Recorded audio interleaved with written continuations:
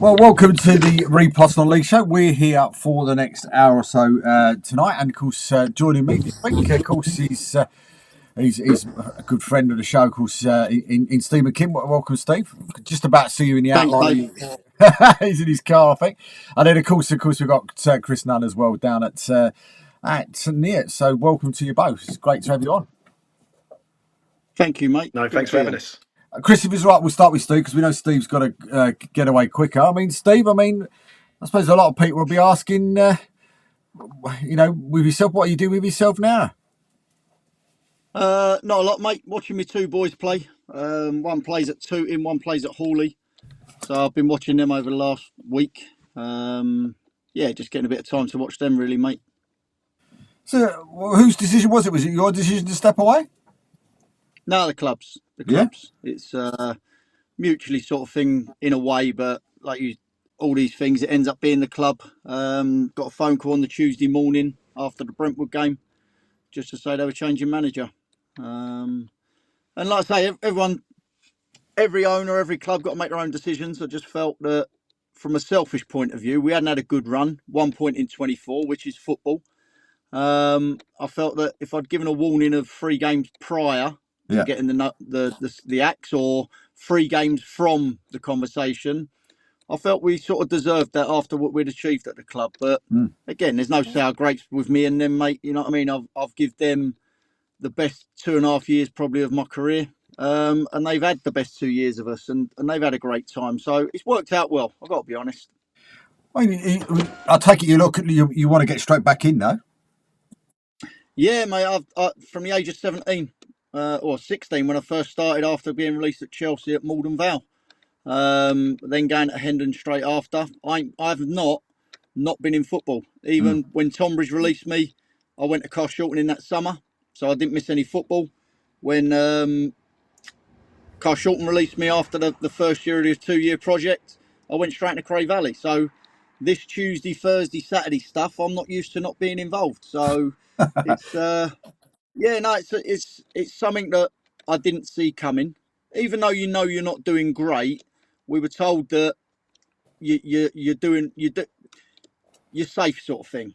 And then obviously they've looked at it and thought, well, you're not. So when we left this, there was still a third of the season left. And I honestly believe, with what I know in football, and we would have turned it around. Yeah. But people may not have had that faith in us, which they haven't, and they've let us go. But like I said, that's football. And as much as I'm annoyed with things, I don't tweet a lot no more, but I put a post out there that if I'm bitter about getting sacked, I shouldn't be in the job, because it's going to happen. Inevitably, it's going to happen at some point. What I've got to look at is the glory times we brought to that club, where we took that club. And it isn't just the management staff, it's the players, it's everyone connected with the club that allowed us to get there in winning the league that they hadn't been out of for ages, missed out in the playoffs a few years, the FA Cup first round, and getting them the highest place as 4th in the Ryman Premier that they've ever been, and times to see whether they get there again. Yeah. I must admit, I don't know, Chris, if you knew too much about around sort of Steve, if you know Steve, but I was massively shocked, I'll be honest, when I saw it. Oh, so I just lost you there for a second. So I was just saying, I said, with Steve's position, I mean, was you surprised to see Steve being let go? Yeah, I mean, as a football manager, look, at one point you're gonna leave the club. There's 3 reasons why it happens. 3 potential reasons. 1 is going to be their decision. 2, it's going to be your decision, or 3, it's going to be fate. So primarily, I believe every manager will always want to be given like more time, because you got to believe in yourself as a manager. You're trying to convince 20 lads in a dressing room that you know what you're doing, and I think that his record speaks for itself. And yeah, I was really surprised to see him go, to be honest. And it looked like he was doing a good job, but you just never know what owners are thinking, do you? You never know, and the grass ain't always greener. I do know that.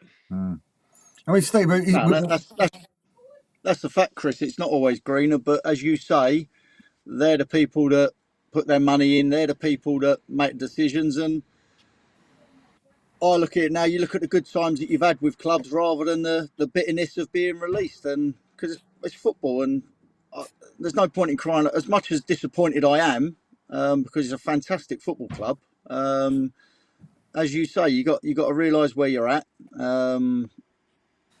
and just keep pushing to be better. And obviously, they didn't feel we were the ones that could take them, even though we'd been the most successful in their history. Mm. All you can do as well, Steve, is that from when you went into the club, is the club in a better position when you walk out the door, and that's how you want to be known as, isn't it? That's what you want to do. You want to go somewhere where you make a difference, do a job, and when you leave, you know it's in a better place than what it was when you walked through the door. 100%, mate. And like I say, I had faith in the players. Kevin's gone in there now, and he'll bring some players in. And like I say, when we went, yes, we was in the bottom four, only a point behind the other two with a game in hand. So we did leave them in a position that there's a third of a season left. So what I won't have is that being put on me if God forbid they did get relegated.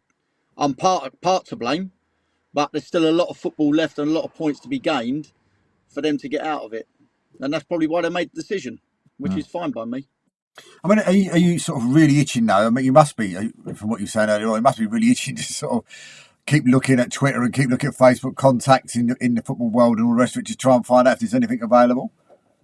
Do you know what, Dave? I'd go in any capacity in any football club, but when you've been a manager, people are a bit sceptical about taking you in as a coach or to help out because a lot of people are insecure, think you'll take their job.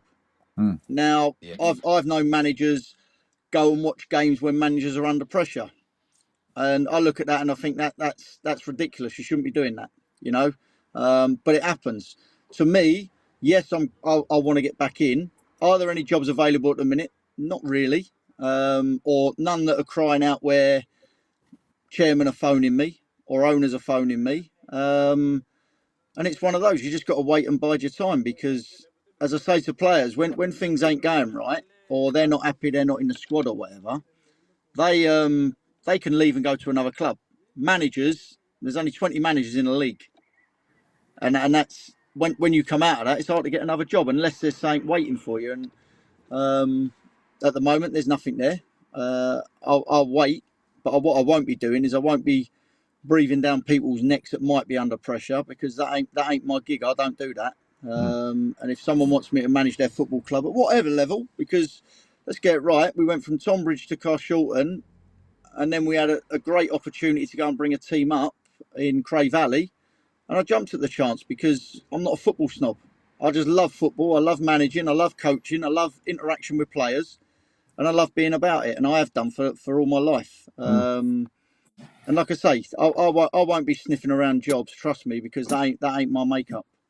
So if someone came up to you, then maybe say even at step 5, you'd look at that, depending on what it was. 100%, because it's football. It's football at the end of the day, and I just love being in and around it. And like I say, if anyone needed any help, I would go in and help them. But the fact of the matter is, a lot of people are very insecure where they go, "Oh no, because he come and take my job if we have a few bad results." And that wouldn't be me. That wouldn't be me. But like I say, anything that comes available, like I say, I'd have a look at it, and be keen to get involved with something. I mean, are you somebody like a The key keeper? thing, Steve, will be just not taking the wrong job as well. That's where you have to be really careful when you've Yeah, been in no, the position and you've that, been in and just left your club.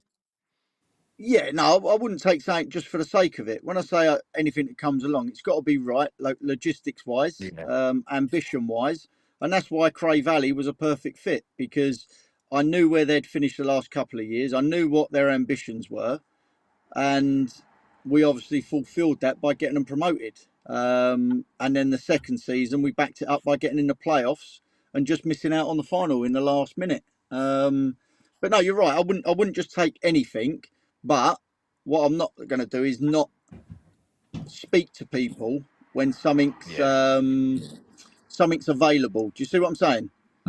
Yeah, 100%. But there's certainly one thing I ain't a vulture, and there's plenty of them sharks out there, mate, that you well know. Well, I don't mean know personally, but you know No. the game, and you know individuals are like that, and that's certainly not my cup of tea. So are you a manager of the likes of, say, someone like Keith McMahon? Because Keith used to say to me all the time that he waits for the phone to ring, or are you somebody that's sort of actively looking? No, if someone wants you to manage their football club, they'll come to you. Yeah. If I start asking chairman and things like that, then to me that puts in doubt what the manager's doing at their club at the moment. Mm. And that's what I talk about sneaky, Yeah. and there are people that do it. I've had it done to me. Whereas if you wait and a job comes available, then you might speak to the club or the club might contact you. Mm. But once you start getting involved and contacting clubs when they've got a manager already actively involved, then that's not something that I would ever do, because that's not me. No. If I wouldn't want it done to me, Dave, I wouldn't want to do it to someone Yeah. else. No. You see what I Absolutely. mean? Yeah. Hang on. But in non-league, it does happen. Mm. It does happen in non-league, unfortunately. One question I want to ask both of you guys, because it sort of slipped my mind because of when we first started. But what do you think about the Kings Lynn situation over the weekend? I mean, what a great club! What a great club, isn't it? You know, it's a brilliant football club when you look at it. And I mean, I come up against them a few times when I was at Biggleswade, and we had some really good games with them. But yeah, it's crazy, isn't it? The CCTV footage and everything. I mean, it's just it's listen. Let's be honest. Non-league football, I've known clubs that don't want games on, right? And as a manager, Yeah, I'm sure Steve's been in the same position. You could do with a game being off, and yeah, you have a referee do a pitch inspection, and you can get in his ear. Let's be honest, you know. And I even remember my first game in charge when I was manager at Rushton, and I remember Ricky. We played St Ives, and there was no way that game should have been on. And the referee said, "You know, do you guys want to play?" We both said, "Yeah." He said, "Okay, let's do it." And I love that. But yeah. I've never actually had a camera filming the sprinkler system going onto the pitch. That's for sure. Yeah, that's a crazy one. Like you say, because there's injuries or something like that. You might think, I could do without this game today, or you've played a lot of games in a short space of time. But to do that as it was done, and video it, that's a little bit that's remarkable, isn't it? Let's get it right. That's definitely something that's a major boo boo by someone. But they probably just sacked the guy who's got the CCTV, and he thought, "I'll get revenge." Yeah, exactly. Yeah, yeah. But it's a crazy one. Yeah.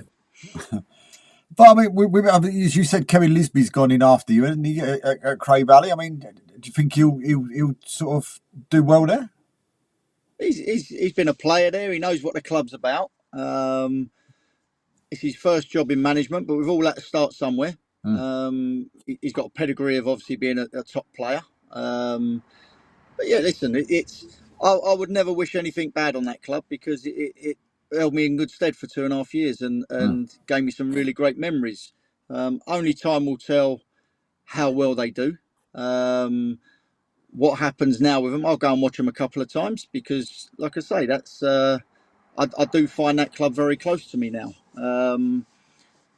But yeah, listen, he's got every opportunity, because, like I say, there's a third of the season left. Or he's 11 games now, so there's 33 points to play for. I believe that when we had the 13 games, if we'd got 21 points, we would have been safe, because that would have put us on 49 or 48. And we broke it down into games where you can think you can get the points, but it don't always work like that. And I'm sure he's got a strategy of making sure that they get enough points to stay in there. As you look Saturday, I think all the bottom 7 or 8 lost. So no one's pulling away from anyone. And all you need is a couple of wins just to give you a little bit above the parapet. And then it gives you a bit more confidence to go and get another win or two. So, yeah, listen, time will tell, but they've got the players there to do it, in my opinion. I bought the lad in from Colchester just before, obviously, I got released, and he scored 2 in 3 games, which is good for him. So if he can keep scoring and they can keep a couple of clean sheets, they'll be all right, mate. And as I say, when you look at this sort of decision, you think, so, well, it's a bit strange, because he's only a point away from getting out of that sort of relegation zone as well, in a league that is extremely tough. Yeah, I didn't have no rhyme and reason and stuff like that. They just told me that they've decided on Monday night they were going to make a change, and that was it. That was it. Thanks very much, and off you go. And that's football. So I believe we could have got out of it. The powers to be probably didn't, and they're the ones that we have to answer to, and they're the ones that do the iron firing. And I was grateful they hired me, but disappointed they fired me. But that's football. That's football, like I say, mate. I ain't going to cry over spilt milk. So talk to us about your boys then. I mean, how are they doing? Yeah, they're doing all right, to be fair. I had one of them, Toby's been at Tooting and Mitcham all season. Well, he was there all last year. He's only 21. He's played over 100 games for them at Step 5, and they're in the playoffs. And my other son that signed for me around Christmas time, because we had loads of injuries, he played at St Albans and played another game. He's just signed for Hawley. And lo and behold, they're playing each other on Saturday, and they're both in the playoffs. So, yeah, it'd be interesting, mate. It's just about them playing. You know, they're both young, so I just want to see them playing. I want to see them playing regular, so they can show what they can do. And then, are they going to be world beaters? Who knows? But as long as they're playing and enjoying it at a decent level, that's what matters to me, mate. So you don't want a Steve, can job I then ask? before Saturday? Hey, Yeah, You don't want a I was job just going to before ask you. Saturday? nah, I'll pass on I that was one. just I'll going to pass ask the you. game after. I was just going to ask you a question, Steve. Who do you want to win on Saturday? I'll stay. I'll stay impartial because if I pick one or the other, I'm sure my wife will give me a right hander. But yeah, Brilliant, no, brilliant. it's good. It's good to see them out there playing, mate. That's the thing because obviously I've been involved. I haven't been able to watch them as much as I see the odd midweek game and stuff like that, but I haven't been able to watch them as much as I can. So, like I say, in the last week, I've gone and watched my other boy play. I watched the first day I got sacked. I watched my youngest Toby play for Tooting against Bromley in the London Cup, and that was an epic penalty shootout, and he saved 4 penalties, which was good. Oh, And brilliant. then I've watched the last 3 games because Toby's been called off. I've gone to Hawley to watch Elliot, so I've had Saturday, Tuesday, Saturday, and they've got another cup game on Thursday. Toby's got a game tomorrow, so I'll probably go to that. So keep myself busy by watching them, which is great because I can go and watch other teams. People say, "Oh, go and watch other teams." When you get back in, you can see my priority is watching me boys if I'm not managing, to be fair. Yeah, and I suppose especially as well if you don't know, you could go and watch either step 3 games or whatever, step 2 games or whatever, and then all of a sudden offer comes in at step 5 that's too good to turn down. You've almost Yeah, got the wrong games. exactly that, mate. That's it. That's exactly right. So, like I say, I'd go and watch them, and hopefully the phone will ring eventually, and there'll be an opportunity come up. And like I say, if it's suitable, like Chris said, I ain't going to jump into anything just for the sake I want to be a manager. Yeah. If it's suitable and good enough prospects to go and do something, because I'm not in football just to turn up and just do it. I want to do something where there's something on it, where you're trying to win every week, like every manager, but trying to achieve something. And like I say, at Tonbridge we got promoted, and then the aim was to stay in the league, and we didn't finish lower than not. I'm going to say 17th or 18th. And since we left there, they've only had once where Jay went in for the first season and done really well, just missed out in the playoffs. I think we finished 16th the season when I got sacked. Carshalton, we finished mid-table with 18 new players, and again they haven't done anything different to what we've done. And Cray, we went on to another chapter. So everything I've been at, there's been something to play for, whether it's staying up or fighting for promotion. And as Chris will say, that's something you want to be involved in. You don't just want to be in a mediocre team where you turn up and just go through the motions, because you lose your appetite for it, in my opinion. Yeah, definitely. 100%. 100%. Well, listen, Steve, we'll let you get away because I know you need to get to see your No, boys. I appreciate. Yeah, Massive, top massive man, thank, Dave. I appreciate that, massive thank you for you coming on and giving us your time. mate. You're welcome. And like I say, if I'll get on another time and I'll spend a lot more time with you, but I Yeah, that'd appreciate be you great. asking me to come on. Yeah, Great no, speaking with you, Chris. You too, buddy. Good luck, mate. Hope you get that job soon, mate. Top man. Take care, Peria. see you, mate. Cheers, buddy. See ya. Thank you. Bye. That's a weird one, Chris. That's Chris, isn't it, with him? I was really surprised that he was. When I saw it, he'd be let go. I was, whoa, that don't seem right to me somewhere. But it's just crazy. You just never know from one day to the next. The thing is, with football, you get everyone's got an opinion. Everyone's got an opinion. If you talk about ballet dancing, no one seems to have an opinion because they don't know a lot about it. The thing with football is everyone thinks they know a lot about it and they all give their opinion. And sometimes they get in owners' ears and they start to sort of, oh, this person can do better, and is he doing the right thing? And everything you do gets questioned. But as a manager, you question yourself more than anybody. Yeah. It's and to think that we don't question ourselves is just crazy. But it's hard, when you're out of work as a football manager. It's really difficult. I've been quite fortunate. I had one spell of 18 months where I decided not to do it, but since then I've always been back involved again. So, I hope Steve finds a job soon. He's seems like a really good bloke. I suppose the two questions to ask you after the weekend is are the mob down the road going to get relegated, and is our mob going to get a win league? Well, do you know what? The funny thing is, I've always been laughing about the time. I mean, like Tottenham is, I mean, obviously I don't like them. Let's be honest. And I've got a few people that are season tickets down there, and we do have some good banter, but it's getting a bit boring beating them all the time now, isn't it? I like the thought of them staying up, just purely down to the fact, we're going to start the season off with 6 points. So no, it's brilliant at the moment with the Arsenal. I'm just pleased that my son and I, we're season ticket holders there, and we try and go to the games, when we can, and we've got tickets for the cup final as well against Man City, which we're buzzing about. So yeah, at the moment it looks like it could potentially be a really good season for the Arsenal, but let's not get ahead of ourselves. We've just got next game with Chelsea at home, so it's going to be a tough one, but it was nice yesterday when it 4-1. It was nice yesterday. It was a bit nerve-wracking at one point, but after that it was all right. It was quite nice and easy, but it just felt like it was it meant against boys most of the time, because just you never did too much, did they really? But especially when they were at home as well. The thing is that they all they're hoping to do is live off our mistakes, and that's how they got the first goal. And yeah, overall, I felt reasonably comfortable, to be honest with you. And like I said, to get the double over and 4-1, it's happy days, happy days. So talk to us a little bit about where you are now then. Yeah, at St Neots. So I started the season off at Histon. I was really enjoying it there. We assembled a really good young team, and it was a real difficult decision. So Cam, the manager at St Neots, asked me to go in there and help him. And St Neots is sort of 20 minutes down the road. Histon's probably nearer an hour. But not only that, it was just I felt Histon. Been there 2 years. I thought we'd got a really good side, and my worry was if they got promoted, they'd go into the Isthmian North, which I wouldn't be able to do. And I know they were desperate to try and get into the Eastern Counties League. Again, I wouldn't be able to do that. And I felt with all the young players they've got, I felt it was a perfect time for me to sort of step away, for them to get to the lads who were there, Matty and Critch, two brilliant lads who I got in as part of my management team. And I think when I left, the chairman, funnily enough, had just had his interview back. Had we won our game in hand, we'd have gone second when I was at the club. So it was difficult to leave when you've assembled a good team.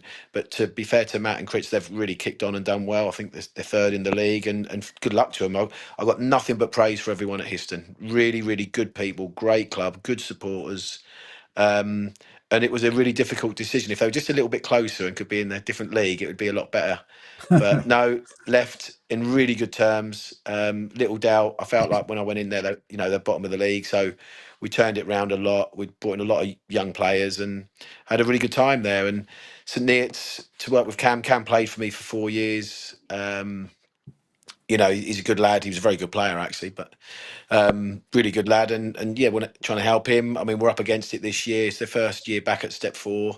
And we've had a little bit of a bad run, but we got a good point Saturday. And yeah, it's a good club. They got new owners. Consortium bought the club.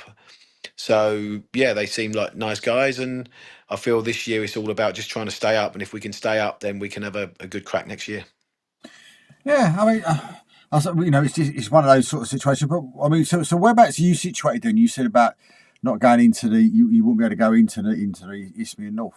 Yeah, well, I'm in a small village near Bedford, so it's so when you go into the Isthmian North, every game is a long journey. And if Histon were to go into the Eastern Counties League at Step 5, you're going to places like Great Yarmouth and Galston, and just geographically, it just becomes an absolute nightmare. So, and I felt that I couldn't then, with all these young players coming through at Histon, I felt it was wrong for me to make decisions on some of these players, knowing that at the end of the season I'd be leaving. So it just didn't sit right with me. Yeah. And like I said, it was a tough decision, but yeah, I felt it was the right thing to do for myself and probably long term for Histon, and they're doing really well. So yeah, no damage was done. And we've just been joined by Craig. Just to introduce you, Craig is coach down at Merthyr, and of course Chris is at St Neots. How you doing, Chris? You all right? Very well. You? Yeah, it's good, thanks, mate. Good. Been a long time since I've been to St Neots. It's probably about 7, 8 years, I'd imagine. No, Well, I'm just trying to think now when I last went to Merthyr. I think Gavin right? was in Yeah, charge. Gav. Yeah, yeah. Well, We went. it was. Yeah, yeah, And we won. I hate to. I only remember because we won 2-0. So it's, um, right. that was. Yeah, I always remember that was when that was at step 3 in the Southern Central, yeah, whatever it would have yeah. been then, Southern League. But yeah, I remember, yeah. I remember going to St Neots with Gav. In fact, Gav got sent off in the game when we were at St Neots. We had a lot of youngsters playing that day. I think we were 2-1 up. Gav got sent off, and by the time he got around to the change rooms, I think we were 4-2 down or something stupid like that. So yeah, We yeah, do always try and bribe the ref at St Neots. So. yeah. No, in fairness, it was all on Gav that day. Got to be honest. I do remember one game with Gav when he was against Slough because my friends Bakes and Unders were at Slough, and I think they Yeah, were 4-0 yeah. down and they come back and won 5-4, I think, on a That's Tuesday right. night. Yeah, yeah. Um, Supporters still talk about that quite often. Yeah, yeah, yeah, Bakes does as well, bless him. So yeah, yeah. yeah, Sorry to bring up all these bad yeah. results you've had. I do apologise. I've got nothing but doom and gloom for you. But great club, had a great time down there. Really good people. So does the lad come and watch you on a Saturday as well, Chris? Yeah, he does all our stats and analysis and that, so he does a good job. He's just started to do a few interviews as well. So he's at Molten College doing football, the analysis side and that. So no, I mean, I always like to use them sort of things. It's things you just notice during a game sometimes, how many free kicks you're giving away, how many set plays you've had, you haven't been successful, and you can never have enough information, I believe, and it's harder to get it in non-league than what it is obviously at the highest level. But yeah, no, he loves it. He's doing really well. He's 16 now, so hopefully in a year's time he'll be able to drive me to games and I can have a beer after.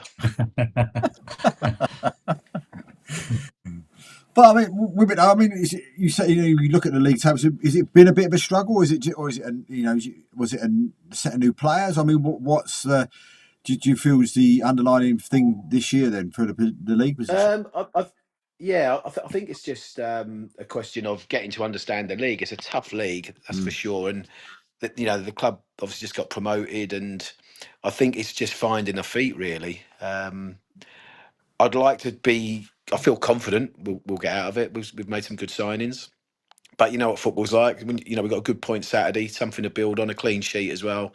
I mean, as a manager, I love a clean sheet. Absolutely, I thrive off it. And we've just got to go into games being hard to beat. Do I think we'll stay up? Yeah, I do. But I'm going to be saying that, aren't I? It's tough. We've got a big game tomorrow night. We've got 2 home games coming up, and I think we need a minimum of 4 points out of them. We just got to keep going. Football thing is, when we're just speaking to Steve, sometimes when you're fighting, I had a lot of seasons with Biggleswade where we were sort of, mid-table, and it was always great for us to be at step 3 because we probably never should have been. But St Neots has certainly got the potential to surpass that. Good support base. The facilities are great. The ground's great, and we bribe refs. So what's not to like about it? But I mean, with it though, I mean, do you see yourself getting out of the position you're in? Yeah, I do. Yeah. We're a young team, and what I would say is we've got a lot of energy now, and that's something that I do like. In all the years I've been managing this, I like to have energy on the pitch. I like fast wingers, and you want to try and play entertaining football, and that's what I've come in to try and help do. So, we've got 13 games left. So I look at it and I think we probably need 6 wins. So if I spin that round, we can afford another 7 defeats. So we've got to feel confident that we just need, just to get a win out of these next 2 games will be important for us. And if we do that, we'll be well on our way. I mean, again, deadline's coming up quite soon now. I mean, do you think that you'll be looking at getting more players in, or have you got a big enough squad there to cope? No, I think we need to bring in a couple more. We're trying really hard to do that. We've had to ship some out just to finances. Every manager has to do it. Every management team has to do it. You've got to, free up some money.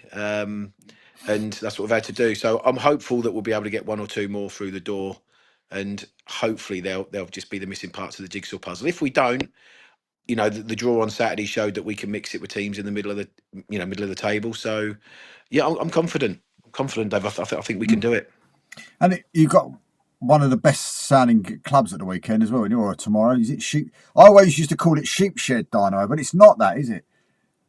It's not something you want to be saying after a couple of drinks, is it? So it's Look, funny enough, my first game with St Nick's, that was away to them. We lost 3-1. So they're a good side. They've got their eye on the playoffs. So it'll be a really tough game. But I've always said, whatever level you are at in non-league football, when you are at home on a Tuesday night, this is their games you've got to be looking to win. You want to be getting out of the blocks quick.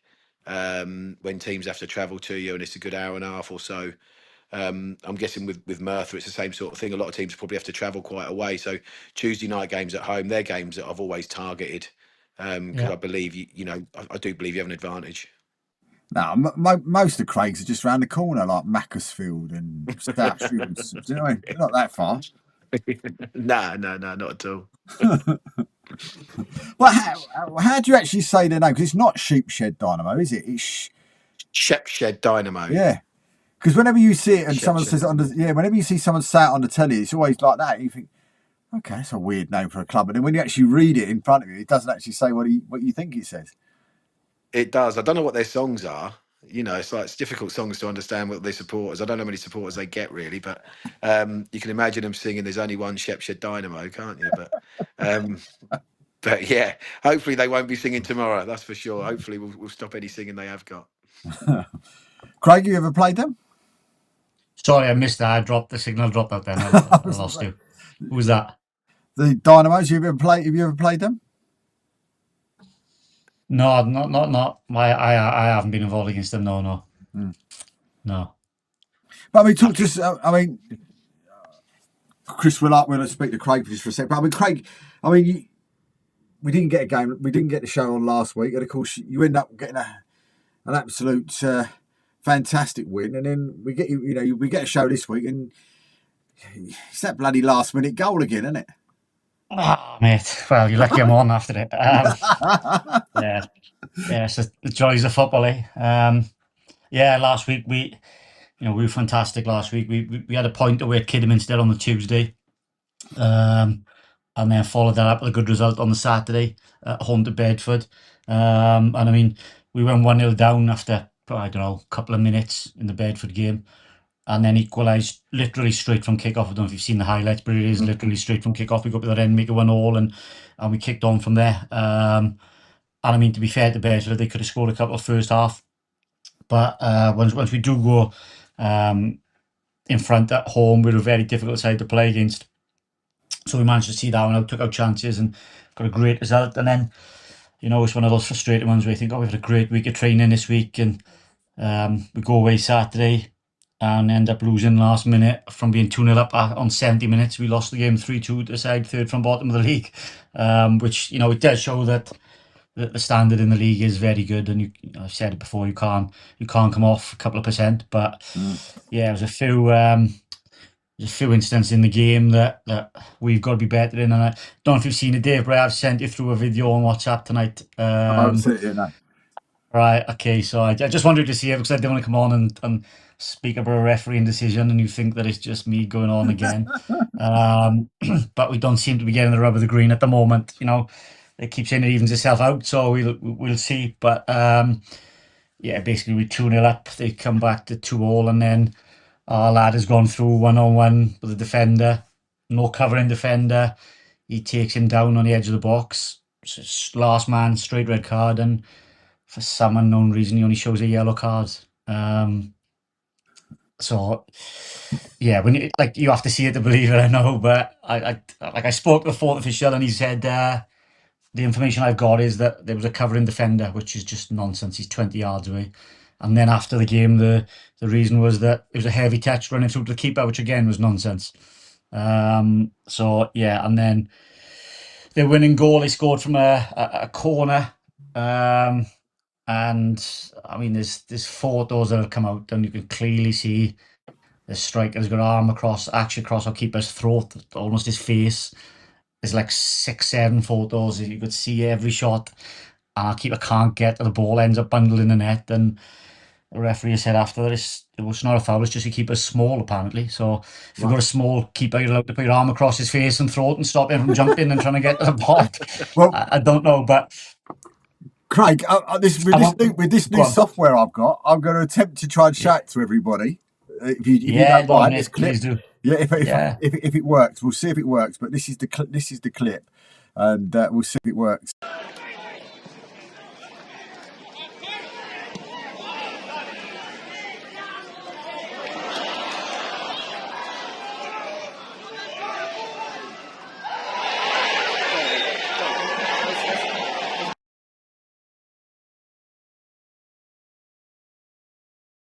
And the thing is, he's shown him a yellow card. No, there's never a yellow card offence. If he doesn't give a free kick, that's one thing, but to then show him a yellow card for it, there's no decision to be made there. Once you give that a free kick, it's a straight red. There's no other decision. So, and I just want to send you that, Dave, because I come on here recently and said there were a couple of decisions, and people are going to think, yeah, you just they've lost the game, and he's saying that, and look, we didn't defend well enough at times, and we didn't take our chances as well as we should have. So, that's not all on the ref. We 2-0 up. 70 minutes, you shouldn't be losing that game, no matter, the referee shouldn't be allowed to influence that game at all. But when you look at that, it's quite clear that's a defining moment in that game, to be honest. So, yeah, look, it was a very disappointing game, or result, on a difficult surface. It was very, very soft in patches, but we've just got to be better in certain situations there. And yeah, we're away again tomorrow, so hopefully we can get another result tomorrow and then get our season off and running again from there. Well, if I can, I'll send this. I was going to send this to you, Chris, so you can see it yourself if you didn't see it on the screen. Yeah. I'll send it to you via. Yeah, I haven't actually got your telephone number, so I'll send it over to you. Literally, hopefully, it's gone over by. It will do eventually. It should go over by X. It's just so you can see it, so you can see what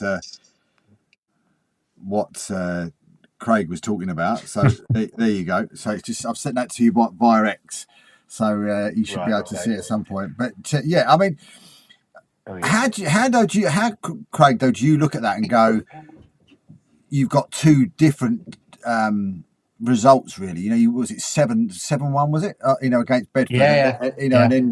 And then that sort of result crops up. It's a weird scenario. This league is like Bedford will have caught us on our good day, and maybe we caught them on a bad day, and the quality in this league means those results do happen. Like I say, first half of that Bedford game, they had opportunity to score for themselves, to be fair, but it's a strange day because we were 2-0 upset and we've thrown away. But when we do go ahead in games, especially early on, I think if sides have to come out against us and leave spaces, we've got players who can really exploit that. With some of our forward lads, and that day we took our chances. Saturday we had a couple of real good opportunities that we didn't take. One at, I believe, 0-0, and one at 1-0, where we really should be taking those chances.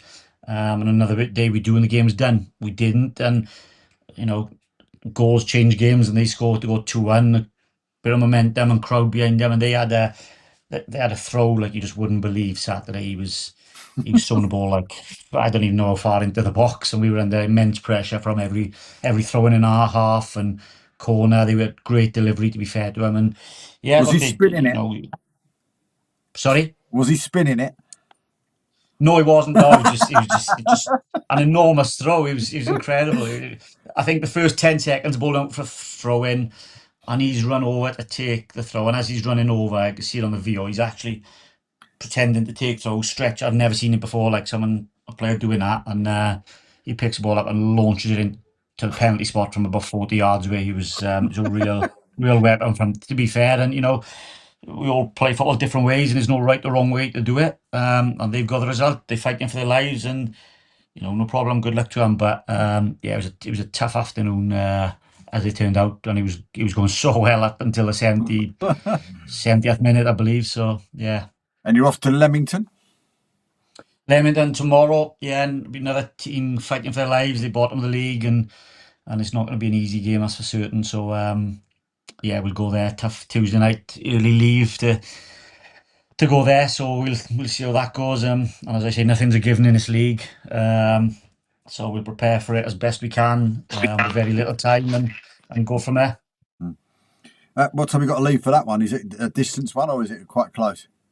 It's about 2.5 hour drive, I think. So we're taking cars. We're not going on the bus tomorrow, so we're taking cars so boys can get back earlier. So I'll probably leave about 3 o'clock ish and maybe start off for food on the way or something. I think that'll be the plan tomorrow. But yeah, and I'm looking forward to this, another ground I haven't been to, and like I say, another team fighting for their lives. So it'll be a good game, and I think this level, every game I look forward to, and there's some good games. So good to be involved with them. And then Buxton at home at the weekend. Ask, so just with Leamington, because I've been to Leamington a few times. Paul Holleran is no longer manager there. Who's manager at Leamington now? I'm not actually sure who's manager, to be honest. Yeah, I'm not sure at the moment. Who is the manager there? To be honest with you, because like we concentrated on Saturday's game at Alfred then, and I know the analysts have sent through some information on them, but I've been so busy today I haven't actually had a chance to look at anything, to be honest, about Leamington. I haven't looked at, usually I've looked at the ground, I've looked at all these different things, and like I say, the analysts have done their work, but I haven't had a chance to look at it yet. So current Leamington manager is Chris Knott. Right, yeah, no, I don't know. Right, okay. No, so it's not a place I've ever been. Interim manager since January 2026, following the resignation of long-serving manager Paul Holleran. Paul Holleran, yeah, great lad, great guy, Paul. Yeah, he's been ill, bless him. It was I come up against Leamington 6 times, never lost to him with Paul as manager. So it was always a place I like to go to, Leamington.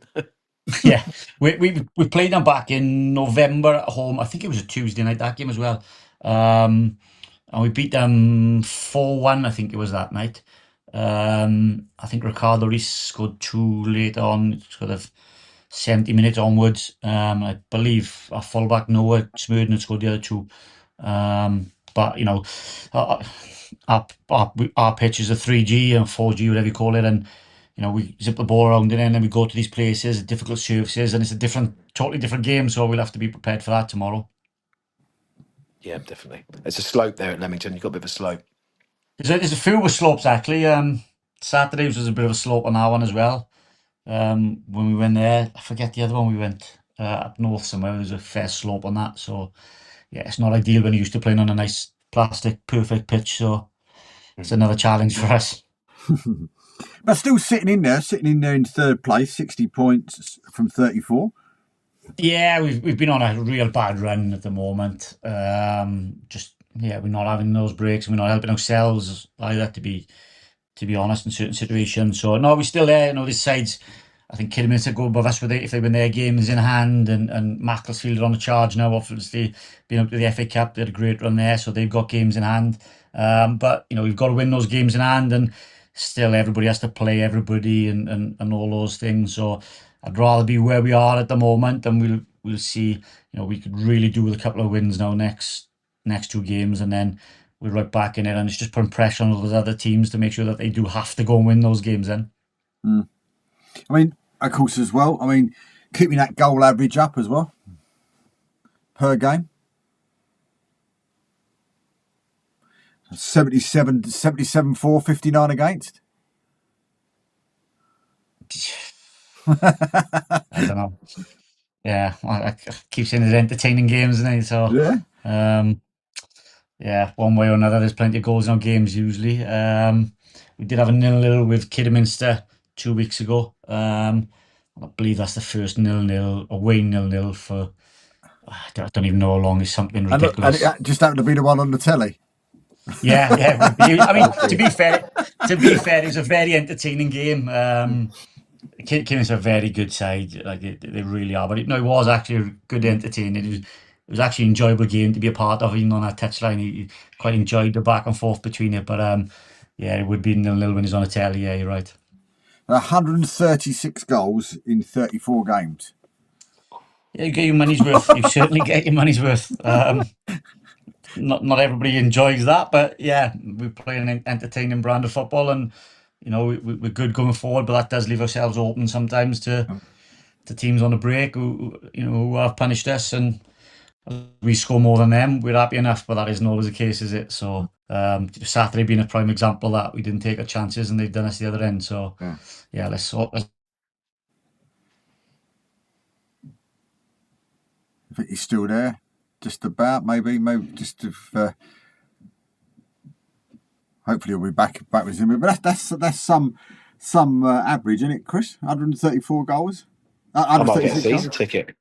Yeah, I might have to get a season ticket down there. Long way to travel, but gosh, yeah, you love the goals, don't you, when you're there? God, It's I mean, that is a lot of goals. Fantastic club, though. Really lovely people Yeah. there as well. To see them doing so well, to where they are as well, is fantastic. To see them sitting in that position of, third place in the teams that they've got in that league is just incredible. And to see them sitting in third, it's fantastic. It's so difficult for clubs when you live on the edge of the borders of the league. So it's like, every game, such a travel. It's so hard to get the players' commitment. Every away game is like a double away game, isn't it? Do you know what I mean? It's tough. It's a fair play. They're doing great. Yeah, I mean, so far this season, managed to turn over South Shields, have turned over Macclesfield as well. Do you know what I mean? Yeah. So, phenomenal results, that they've had, in the league. And, when you look at it and you think to the size of the club that they are, fan-owned club, and they're like 29 points shy of the relegation zone. Do you know, it's just mental. Yeah, You crazy. expect them to be anywhere near that. Yeah. But, I mean, they're literally 9 points off of top, 8 points off of second. But, you've got AFC Flying and South Shields that are, sort of point between them. Both played 3 games less. One's on 69, one's on 68. So you would expect those two to be probably there. But if they stay where they are, when it gets to playoffs wise, they'll get a home playoff as well. Oh, I mean, that'd be a fantastic for them, wouldn't it? I mean, can you imagine the crowd? I mean, that'd be a sellout, I would have thought. I mean, they went. I can't even think which game it was that Craig would be able to tell us if we can get him back. But he was in one of the games that that they were in, and they only had about, I don't know how many people it was, but not many fans to this away game, and it sounded like there was about 40,000 in there. It was just, it was absolutely incredible. The amount of noise that these guys were making. Let's see if we can get him to get. There we go. Hopefully, he might come back with us. But yeah, I mean, the noise from the fans are absolutely phenomenal. Their fans. So hopefully, it'd be great to see them finish it off and carry on having a great a great run to the end of the year. Really. Do you know what though? Non-league fans are brilliant when it comes to football. I say all non-league fans, the majority are absolutely brilliant. When they travel away games and they sing and they shout, and it's just they're brilliant people. And I always try and make a special effort to them. Whether I've been, because they're so passionate. And they're not doing it for the glamour. It's just the club that they're attached to, and they live and breathe it. And you get to know all the players personally. You get to know all the supporters personally. Sometimes you'll be travelling on the coach together, stopping off for a beer together. I mean, it's just brilliant. The camaraderie that you can generate between club and supporters is fantastic. And yeah, no, fair play to Merthyr. Let's hope they do it. Let's hope they do it, and let's hope Bedford stay up as well. So yeah, absolutely. Well, Bedford. Funny enough, Bedford were on the show this time sort of last year, and they were flying at the time. I think they were in playoff positions or where it was 5th, 6th in the league, and we had the manager on and coaching it on, and we was just talking to them and saying to him, he said, "Oh no," he said, I think we're probably in a false position. He said, we haven't got the power of anybody else and all the rest. I said, but you are where you are, like, you surely stand a chance. And they were convinced almost that it was sort of like I don't know, sort of a flash in the pan or whatever it was. And then, of course, they went on, and not only did they finish in playoff place, they actually won the league. It was incredible.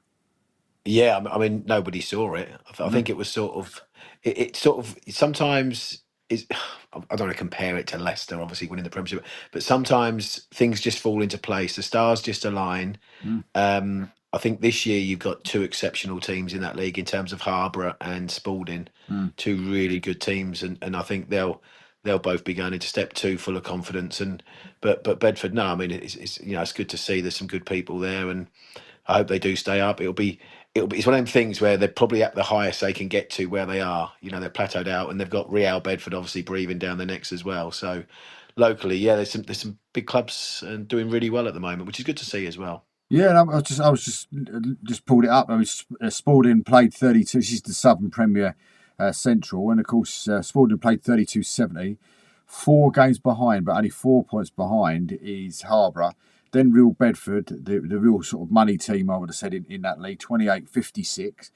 Redditch 31-52, Quorn 31, and their manager was on the show the other week as well, 31-50. Halzowen, who are drawing tonight just outside, they played 30-49.